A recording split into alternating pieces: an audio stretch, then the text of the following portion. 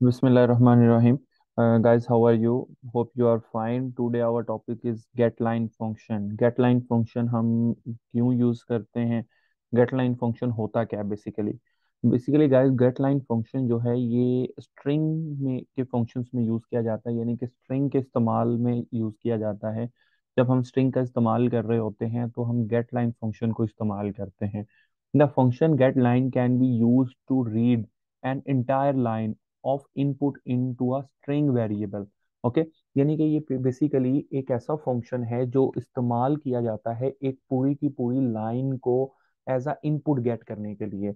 Okay, तो get line, gate का मतलब ही ये है गेट करना कुछ, और लाइन मीन एक पूरी की पूरी लाइन। जैसा कि हमें पता है कि स्ट्रिंग के अंदर हम पूरे का पूरा सेंटेंस या पूरी की पूरी लाइन भी स्टोर कर सकते हैं।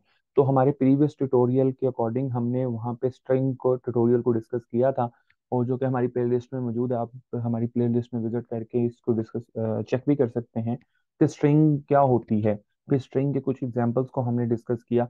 तो आज हम गेट लाइन फंक्शन को डिस्कस कर रहे हैं। तो गेट लाइन फंक्शन एक पूरी की पूरी लाइन गेट करने के लिए इन स्ट्रिंग स्ट्रिंग में, तो उसके लिए जो हम फंक्शन यूज करते हैं वो गेट करने के लिए, उसको हम कहते हैं गेट लाइन। किससे? फ्रॉम यूजर, यूजर से। ओके, अब गेट लाइन फंक्शन के तीन पैरामीटर्स होते हैं जो कि मोस्ट इंपॉर्टेंट पैरामीटर्स होते हैं, हमें इन तीनों का ख्याल रखना पड़ता है। The first specifies the area into which the string is to be read. हमने एक स्पेसिफाइज एरिया बताना है कि कितनी एरिया तक, मतलब कि कितने साइज तक स्ट्रिंग जो है वो गेट हो। ओके, तो कितने साइज तक जो उसका साइज होगा स्ट्रिंग का, उस साइज तक जो लाइन है यानी कि स्ट्रिंग है वो गेट होगी। Okay, second point is the second specifies the maximum number of character including the string delimiter. अच्छा, अब स्ट्रिंग डेलीमीटर क्या है ये पहले मैं आपको बता दूं। स्ट्रिंग डेलीमीटर होता है जो स्लैश जीरो लगाते हैं हम लास्ट पे, तो उसको हम कहते हैं स्ट्रिंग डेलीमीटर। और इसी तरह मैक्सिमम नंबर ऑफ कैरेक्टर, कितने मैक्सिमम नंबर ऑफ कैरेक्टर्स होंगे वो गेट करने के लिए विद इन डेलीमीटर, हमने ये भी साइज वहां पे बताना है। तो third is the specifies an optional terminator character if not included get line stop at slash n. Okay, तो गाइस हम नेक्स्ट एक एग्जांपल की तरफ मूव करते हैं। जैसा कि आप यहाँ पे देखिए तो चार इज अ डाटा टाइप। तो चार एक क्या है? एक डाटा टाइप है। यहाँ पे अगर हम देखें तो चार एक डाटा टाइप है। ए स्ट्रिंग स्ट्रिंग का नाम है, और 80 स्ट्रिंग का साइज है।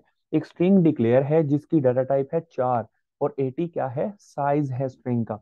और नेक्स्ट यहाँ पे क्या हो रहा है? सी आउट हो रहा है। क्या सी आउट हो रहा है? C out enter some words in a string, यानी कि एक स्टेटमेंट लिखी हुई है कि C out enter some words in a string. तो जब हम ये सी आउट करेंगे तो क्या पहली लाइन लिखी आएगी? Enter some words in a string, string के अंदर कुछ अल्फाज जो है वो एंटर करें। अब हम नीचे देखें तो C in dot, C in function क्यों यूज होता है? गेट करने के लिए। डॉट गेट लाइन, तो गेट लाइन का एक फंक्शन कॉल हो रहा है, डॉट जब आ जाएगा, और गेट लाइन फंक्शन मीन कि गेट लाइन का फंक्शन यूज किया जा रहा है जो क्या करेगा? एक पूरी की पूरी लाइन गेट करेगा। किसके अंदर? ए स्ट्रिंग के अंदर। और कितना साइज है उसका? 80 साइज है। ओके, तो कॉमा हम लगा के फिर उसका साइज देंगे, और ब्रैकेट क्लोज करके लास्ट पे सेमी कॉलन यानी कि टर्मिनेटर लगा देंगे। तो इस तरह यहाँ पे 8 स्ट्रिंग के अंदर 80 साइज तक एक लाइन गेट होगी जो कि ए स्ट्रिंग में स्टोर हो जाएगी। और फिर हम क्या करेंगे? सी आउट कर देंगे ए स्ट्रिंग को। ए स्ट्रिंग के अंदर हमने कुछ भी स्टोर किया, फॉर एग्जांपल कि हमने पहली लाइन ये आउटपुट में प्रिंट होगी यानी कि ये वाली। फिर यूजर ने एंटर किया दिस इज अ टेस्ट, तो वो गेट लाइन यानी कि यहाँ पे गेट हो गया, किसमें स्टोर हो गया? ए स्ट्रिंग में। और नीचे यहाँ पे अगर हम देखें तो C out a string, a string के अंदर क्या स्टोर किया था हमने? दिस इज अ टेस्ट, तो वो दिस इज अ टेस्ट जो है वो प्रिंट भी हो गया। तो इस तरह हमने स्ट्रिंग में गेट लाइन का फंक्शन यूज करते हुए एक स्ट्रिंग के अंदर एक लाइन गेट की, और फिर उसको हमने प्रिंट किया। होप्स हो के गाइस आपको गेट लाइन का फंक्शन क्लियर हो चुका होगा। हम एक और एग्जांपल की मदद से इसको अंडरस्टैंड करने की कोशिश करते हैं। इन लाइंस को मैं रेज कर देता हूं ताकि हम नेक्स्ट स्लाइड पे जब मूव करें तो हमें कंफ्यूजन ना हो।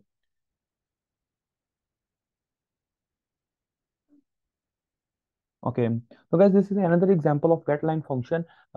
चार यहाँ पे एक डाटा टाइप है जिसकी दो स्ट्रिंग्स हमने डिक्लेयर की हैं, जिसमें चार डाटा टाइप है। ए स्ट्रिंग एक पहली अरे है, स्ट्रिंग है, और दूसरी स्ट्रिंग ई स्ट्रिंग के नाम से है। गाइस दो स्ट्रिंग्स हैं, एक स्ट्रिंग का नाम है ए स्ट्रिंग और दूसरी स्ट्रिंग का नाम है ई string. This is of second string and this is of first string. Okay, first string का साइज है 5 एंड सेकंड स्ट्रिंग का साइज है 80।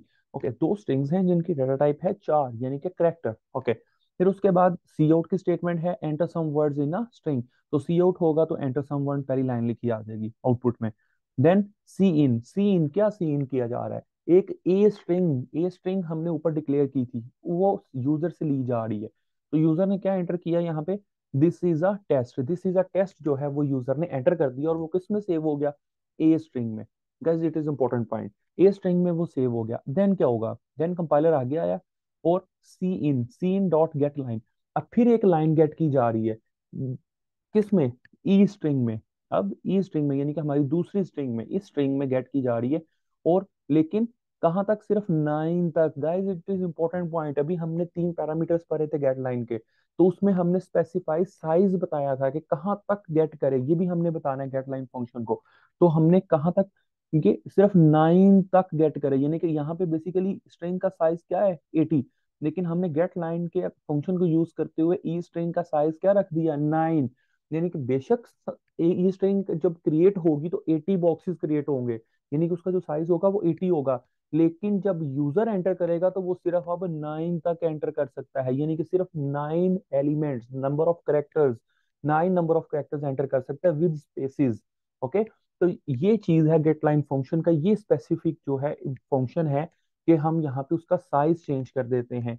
ओके, देन गाइज, तो यूजर ने अब देखें अगर C out, next C out, तो यूजर ने क्या एंटर किया, सिर्फ दिस एंटर किया। Okay, C out a string, पहले क्या प्रिंट होगा, एक स्ट्रिंग प्रिंट होगी, ए स्ट्रिंग प्रिंट होगी, फिर हैश प्रिंट हुआ, और हैश प्रिंट होने के बाद नेक्स्ट ई स्ट्रिंग में यूजर ने इज अ टी, यानी कि इज अ टी, तो इसको अगर काउंट करें तो ये सिर्फ 9 बनते हैं।